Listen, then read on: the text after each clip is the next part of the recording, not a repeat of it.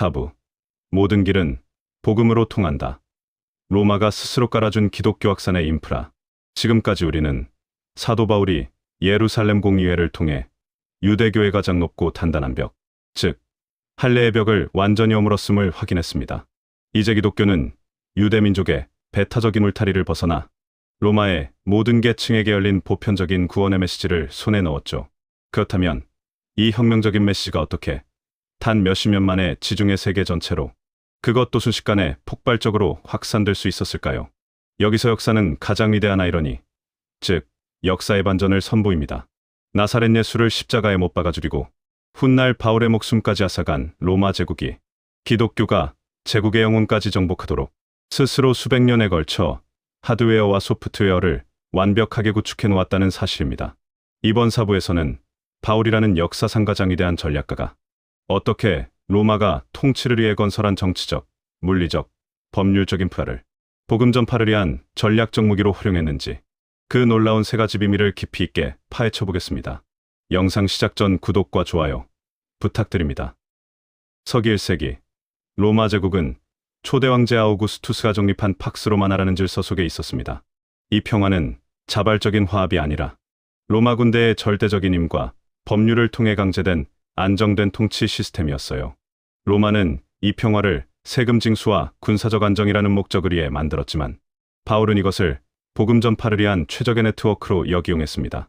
여기서 복음이란 예수 그리스도의 삶과 사역을 통해 하나님이 인류에게 베푸신 구원의 행위를 총칭하는 메시지입니다. 그럼 이제부터 세 가지 비밀을 들여다보겠습니다. 첫 번째 비밀은 안전과 속도를 보장하는 로마의 하드웨어입니다.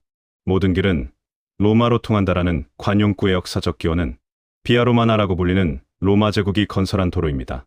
이 포장도로는 총 연장 8만 킬로미터에 달했으며 단순한 길이 아니라 로마의 군사력과 행정력을 유지하기 위한 제국의 동맥이었죠. 바울은 이 군사적, 행정적 인프라를 복음 전파를 위한 선교 고속도로로 재정의했습니다. 로마 도로는 당시로서는 경이로운 토목공학의 산물이었습니다. 단순히 흙을 다진 길이 아니라 여러 겹의 돌과 자갈, 화산재 콘크리트를 이용해 수직적으로 다져 만든 포장도로였어요. 이 도로는 빗물에 잘 침식되지 않았고 병력과 마차가 신속하게 이동할 수 있도록 가능한 한 직선으로 건설되었습니다. 이러한 공학적 효율성 덕분에 바울과 그의 동역자들은 이전 시대보다 훨씬 빠른 속도로 이동할 수 있었습니다. 일반적인 도보 여행자가 하루에 20-30km를 이동할 수 있었다면 로마의 잘 정비된 도로에서는 이 속도를 일정하게 유지하거나 경우에 따라 더 빨리 움직일 수 있었죠. 그리고 15에서 20m마다 이정표가 세워져 있었고 밤이 되면 도로변의 숙박시설에서 쉴 수 있었습니다. 또한 로마 군대는 단순히 국경 방어뿐만 아니라 제국 내부의 주요 도로를 따라 이동하며 일종의 경찰 역할을 수행했습니다. 바울의 선교 여행 경로를 지도로 따라가 보면 그는 로마의 주요 간선도로를 의도적으로 선택했음을 알 수 있습니다. 첫 번째 선교 여행은 안디옥에서 출발해 키프로스를 거쳐 소아시아 남부의 아네버가, 비시디아 안디옥, 이고니온, 루스드라, 더베를 순회했죠. 이 경로는 로마가 소아시아를 관통하기 위해 건설한 주요 군사도로망과 정확히 일치해요. 두 번째 여행은 더 대담했습니다. 소아시아를 가로질러 드로아에 도착한 바울은 거기서 역사적 결정을 내려요. 유럽으로 건너가는 거죠. 밤의 환상이 바울에게 보이니 마케도니아 사람 하나 나서서 그에게 청하여 이르되 마케도니아로 건너와서 우리를 도우라. 소아시아 서부에서 마케도니아를 거쳐 유럽으로 진입하는 주요 교역로이자 군사도로였던 비아 에그나티아는 바울의 유럽 선교의 핵심 통로였습니다. 이 도로는 기원전 146년 로마가 마케도니아를 정복한 직후 건설을 시작했어요. 아드리아 해의 듀라키움, 현재 알바니아의 두러스에서 시작해 테살로니가, 빌립보를 거쳐 트라키아의 비잔티움, 후일의 콘스탄티노플까지 동서를 횡단하는 약 1120km의 대동맥이었죠. 이 도로를 따라 빌립보, 데살로니가, 베레아 같은 마케도니아의 주요 도시들이 줄줄이 위치해 있었습니다. 역사학자 스트라보는 이 도로를 동방과 서방을 연결하는 제국의 척추라고 불렀어요. 로마 군단이 동방으로 신속히 이동하기 위해 만든 길이었지만 바울에게는 복음을 유럽 전역으로 퍼뜨릴 완벽한 통로였습니다. 바울은 도로를 따라 이동하며 도시를 공략하는 이 방식이 복음을 제국 깊숙이 침투시키는 가장 효율적인 방법임을 알았어요. 도로는 상업과 문화의 접점이자 사람들의 이동이 가장 활발한 곳이었으므로 복음의 파급력을 극대화하는 연결고리 역할을 했습니다. 로마는 이도로망을 통해 우편 시스템인 쿠르수스 푸블리쿠스를 운영하여 황제의 명령과 행정문서를 제국 전역에 신속하게 전달했습니다. 비록 바울이 이 시스템을 직접 이용하지는 못했지만 잘 정비된 도로 덕분에 그의 서신은 신뢰할 수 있는 동역자들을 통해 다른 도시의 교회로 비교적 신속하게 전달되고 복제될 수 있었어요. 이 서신들은 단순한 편지가 아니었습니다. 그것은 바울의 통일된 신학을 로마 제국 전역의 모든 기독교 공동체에 동시다발적으로 전파하게 만든 핵심 도구였어요.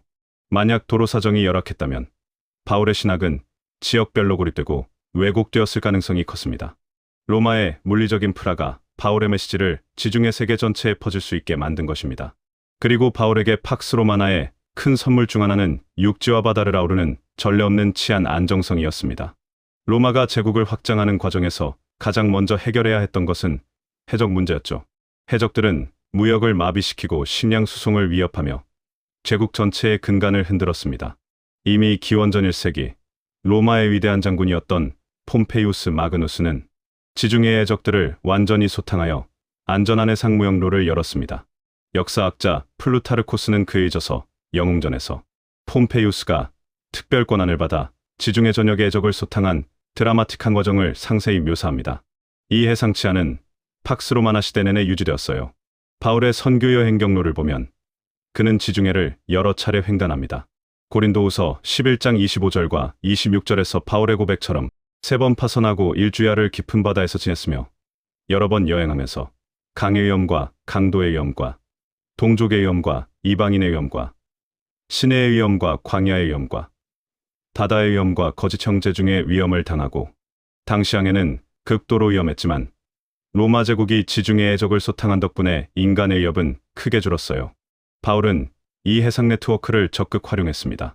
고린도에서 에베소로, 소아시아에서 마케도니아로, 그리고 최종적으로 로마로 가는 모든 여정은 배를 이용하는 것이 훨씬 빠르고 효율적이었죠. 사도행전 20장의 기록처럼 해적의 위협이 사라진 지중해는 바울에게 복음의 호수나 다름없었고 덕분에 바울의 동역자들은 서신과 구제헌금을 가지고 수천 킬로미터를 비교적 신속하고 안전하게 이동할 수 있었습니다. 또한 팍스 로마나는 지중해 세계 전체를 하나의 거대한 시장으로 형성했고 로마 화폐와 표준화된 측정 단위 덕분에 경제 시스템이 통일되었습니다. 이러한 로마 제국의 경제 시스템은 사도 바울이 복음을 전하는 데 있어 재정적으로 자유롭고 복음의 순수성을 지킬 수 있게 해준 가장 중요한 전략적 발판이었습니다. 사도행전 18장 3절 생업이 같으므로 함께 살며 일을 하니 그 생업은 천막을 만드는 것이더라 에 나와 있듯이 바울은 천막 제조업자로 일하며 자신을 부양했습니다. 천막 제조업이 로마 제국 전역에서 안정적인 생계를 보장한 이유는 당대의 핵심 이동 집단들에게 천막이 필수품이었기 때문입니다. 끊임없이 이동하며 제국의 평화와 확장을 담당했던 로마 군단은 천막을 이동식 막사로 대량 소비했습니다. 또한 팍스 로마나 덕분에 활성화된 장거리 무역 상인들은 여행 중 상품 보호와 임시거 처를 위해 천막을 사용했으며 일반 여행자들이나 이주민 역시 여관의 부족이나 비용 문제로 개인 임시 숙소로서 천막을 선호했기에 천막 제조는 지중해 세계 어디서든 보편적인 사업이 될 수 있었습니다. 바울의 천막 제조 기술은 로마 제국의 경제 시스템 덕분에 지중해 전역에서 보편성을 가졌고 이처럼 끊임없는 수요 덕분에 그는 어느 도시에 도착하든 생계를 유지할 수 있었습니다. 이는 그가 금전적인 우원에 얽매이지 않고 자립함으로써 내가 아무에게도 폐를 끼치지 아니하고 복음을 전파할 수 있게 해준 결정적인 전략이었습니다. 복음의 진정성을 확보하여 로마 사회에서 존중받는 사상으로 포지셔닝한 것입니다. 로마 제국은 인구의 대부분이 농촌에 살았지만 모든 권력은 고린도, 에베소, 데살로니가 같은 대규모 도시에 집중되어 있었죠. 바울은 이 도시들을 선교의 전략적 허브로 삼는 놀라운 통찰을 보여주었습니다. 도시들은 교통과 무역의 중심지였기에 복음이 한번 정착하면 상인, 여행자, 군인들을 통해 주변 지역과 다음 도시로 빠르게 확산되는 효과를 극대화할 수 있었어요. 또한 빌립보와 같은 로마의 식민 도시들은 로마의 법과 문화가 가장 강력하게 이식된 곳이었으며 퇴역 군인들이 대거 정착하여 로마 시민권자가 많은 곳이었습니다. 바울은 이러한 도시를 공략함으로써 로마 제국의 엘리트층과도 소통할 수 있는 교두보를 확보했습니다. 바울이 고린도나 에베소에서 수년 동안 집중적으로 사역한 것은 이 거대 도시들이 복음 전파의 게이트웨이임을 정확히 간파했기 때문입니다. 로마가 통치를 위해 건설한 이 도시들은 역설적으로 로마를 정복할 복음의 거점이 된 것입니다. 이처럼 바울이 로마 제국 전역을 아우르는 세 차례의 대규모 선교 여행을 수십 년 내에 완수할 수 있었던 것은 이 시간적, 물리적 효율성이 없었다면 불가능했습니다. 두 번째 비밀은 바울의 법적 방패, 로마 시민권입니다. 바울의 성공 전략에서 가장 극적이고 결정적인 무기는 바로 그의 신분, 즉 로마 시민권이었습니다. 바울은 길리기아의 다소 출신이었지만 태어날 때부터 시민권을 가진 극소수의 특권층에 속했어요. 사도행전 22장에서 그는 말합니다. 나는 길리기아 다소 출신의 유대인이요. 예루살렘에서 가말리엘의 문화에서 배웠으며 내가 로마 시민이냐 내게 말하라.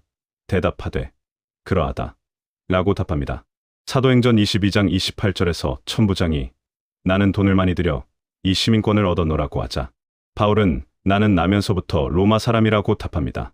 당시 제국 인구 중 로마 시민권자는 10에서 20%에 불과했으니 이는 그에게 엄청난 특권이었습니다. 로마 시민권은 단순한 명예가 아니었고 복음 전파 과정에서 바울의 목숨을 여러 번 구한 강력한 법적 방패이자 제국의 심장으로 하는 공식적인 문이었습니다. 로마 시민권은 소유자에게 강력한 법적 권리를 부여했는데 특히 정당한 재판 절차 없이 체포되거나 고문당하지 않을 권리는 핵심 중의 핵심이었죠. 마케도니아의 빌립보에서 복음을 전하다 매를 맞고 감옥에 갇혔을 때 바울은 자신의 신분을 공개했습니다. 로마 사람인 우리를 죄도 정하지 아니하고 공중 앞에서 때리고 옥에 가두었다가 이제는 가만히 내보내고자 하느냐? 아니라 그들이 친히 와서 우리를 데리고 나가야 하리라. 무고한 로마 시민을 폭행하고 감금한 것은 지방관리들에게 중대한 법적 문제였어요. 관리들은 황제에게 고발당할까 두려워하며 직접 찾아와 바울에게 사과해야 했습니다. 또한 예루살렘에서 폭도들에게 붙잡혔을 때 로마의 천부장 무시하는 신문을 위해 바울을 채찍질하려 했습니다. 그때 바울은 너희가 로마 시민 된 자를 죄도 정하지 아니하고 채찍질할 수 있느냐? 라고 물었고 채찍질은 즉시 중단되었습니다. 채찍질은 로마 시민에게 금지된 형벌이었기 때문이죠. 이처럼 로마 시민권은 바울을 군중의 폭력, 부패한 지방법정, 그리고 고문으로부터 보호하는 방패 역할을 했습니다. 이 보호막이 없었다면 바울의 사역은 첫 선교 도시에서 끝났을지도 모릅니다. 또한 바울이 가진 시민권의 가장 강력한 권능은 바로 황제에게 상소할 권리였습니다. 이는 로마 시민이 지방법정의 판결에 불복할 경우 최종적으로 로마 황제에게 재판을 요청할 수 있는 권리였어요. 가이사랴에서 총독 베스도에게 재판을 받을 때 베스도가 유대인들의 환심을 사기 위해 바울을 예루살렘으로 보내려 하자 바울은 단호하게 이 권리를 사용합니다. 내가 가이사에게 상소하노라. 이 선언은 단순한 법적 절차가 아니었고 바울의 궁극적인 선교 전략을 완성하는 문이었습니다. 바울의 오랜 소원은 로마 제국의 심장부인 로마에서 복음을 전하는 것이었습니다. 형제들아, 내가 여러 번 너희에게 가고자 한 것을 너희가 모르기를 원하지 아니하노니 이는 너희 중에서도 다른 이방인 중에서와 같이 열매를 맺게 하려 함이로되 지금까지 길이 막혔도다. 일반 여행자 신분으로는 험난하고 가기 어려웠던 이 길을 비록 범죄자 신분이었지만 로마 제국 최고 수준의 보호를 받으며 황제 앞까지 이동할 수 있게 되었습니다. 베스도가 배심원들과 상의하고 대답하되 내가 가이사에게 상소하였으니 가이사에게 갈 것이 아니라 바울은 로마의 군함과 도로망을 이용한 가장 안전하고 신속한 경로를 보장받았습니다. 바울은 로마에 도착하여 가택연금 상태에서 2년간 복음을 전파할 수 있었어요. 사도행전의 마지막 기록은 바울이 로마의 심장부에서 아무도 막는 사람이 없이 하나님의 나라를 전파하는 장면으로 끝이 납니다. 로마 시민권은 박해의 칼날을 피하는 방패를 넘어 로마 제국이라는 거대한 체제를 복음 전파에 역이용할 수 있게 한 가장 치명적이고 전략적인 무기였던 것입니다. 세 번째 비밀은 확산을 극대화한 소프트웨어입니다. 기독교 전파에 있어 코인의 그리스어와 유대인 회당의 이용 전략은 중요한 부분입니다. 이 부분은 다음 5부에서 깊이 있게 다룰 예정이므로 여기서는 로마의 인프라와 연결되는 도구적 역할에만 초점을 맞추겠습니다. 교통망이 물리적인 인프라였다면 코인의 그리스어는 복음을 담아낸 정신적인 인프라였습니다. 로마 제국의 공식 언어는 라틴어였지만 바울의 주 활동 무대였던 동부 지중해 지역의 상업, 문화, 학문의 공통어는 코인의 그리스어였어요. 신약 성경 전체가 이 그리스어로 기록되었다는 사실은 기독교의 운명을 결정했습니다. 코인의 그리스어 덕분에 바울의 메시지는 특정 민족의 언어, 히브리어, 아람어에 갇히지 않고 시리아의 상인이든 고린도의 노예든 누구나 이해하고 받아들일 수 있는 만국 공통어를 통해 전달될 수 있었습니다. 이 언어의 통용은 로마가 구축한 상업적, 문화적 환경의 산물이었고 바울은 이 언어 덕분에 수많은 도시를 공략할 수 있었습니다. 또한 바울은 로마의 도로나 항구를 통해 새로운 도시에 도착하면 가장 먼저 그 도시의 유대인 회당을 방문했습니다. 회당은 로마의 인프라가 아닙니다. 하지만 회당은 로마 제국 전역에 퍼져 있던 이미 조직화된 네트워크이자 바울에게는 가장 효율적인 첫 번째 전도 거점이었습니다. 회당에는 유대인뿐만 아니라 유대교의 호감을 가진 이방인들이 모여 있었습니다. 이들은 유일신 사상과 도덕적 율법에 이미 익숙했기에 바울의 메시지를 유대교의 맥락에서 빠르게 이해할 수 있는 준비된 청중이었죠. 그들은 그리스어 성경인 72역을 가지고 있었으므로 바울은 구약 성경의 예언을 인용하며 예수가 그리스도임을 설득력 있게 증명할 수 있었습니다. 바울은 유대인 회당을 통해 복음을 전파함으로써 로마 제국의 통일된 인프라를 따라 형성된 디아스포라 유대인 네트워크를 선교의 발판으로 영리하게 활용했습니다. 유대인들이 복음을 거부하면 곧바로 주변의 다른 이방인에게로 발길을 돌렸지만 지역 회당은 항상 그의 첫 번째 선교 대상이었습니다. 바울의 성공은 그의 신학적 통찰과 로마의 인프라가 만났을 때 폭발적인 시너지를 일으킨 결과였습니다. 로마가 스스로 만든 모든 시스템이 아이러니하게 복음의 확산을 위해 완벽하게 작동했어요.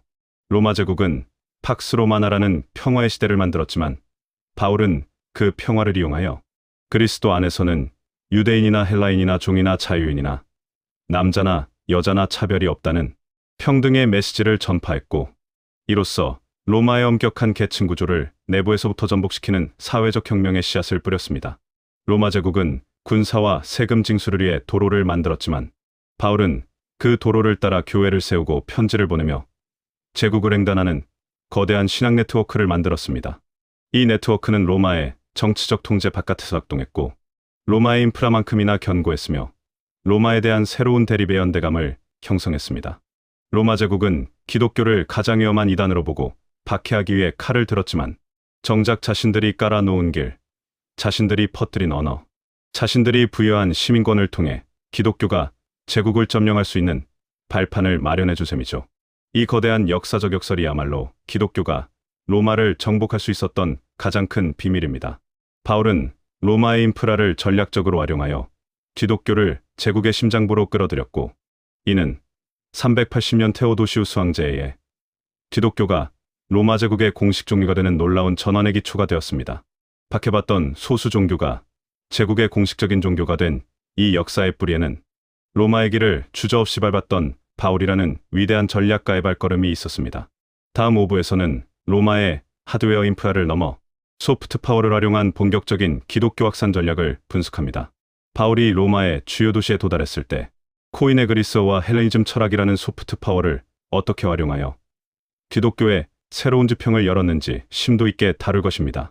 특히 기독교의 메시지가 헬레니즘 문화와 충돌하고 융합하며 실제적인 종교적 혁명이 어떻게 일어났는지 깊이 있게 탐구하겠습니다. 시대를 해석하는 통찰, 아르케였습니다.